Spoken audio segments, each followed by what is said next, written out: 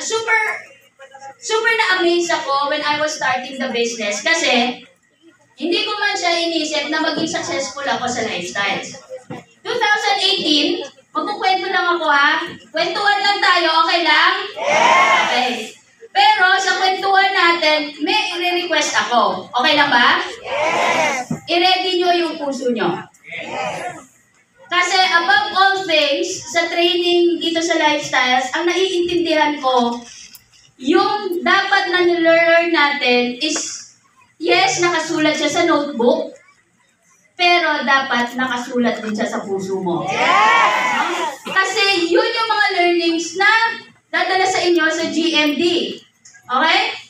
So, noong 2018, pumasok ako dito sa lifestyles, I was so lost kasi hindi ko alam kung ano yung gagawin ko sa buhay ko.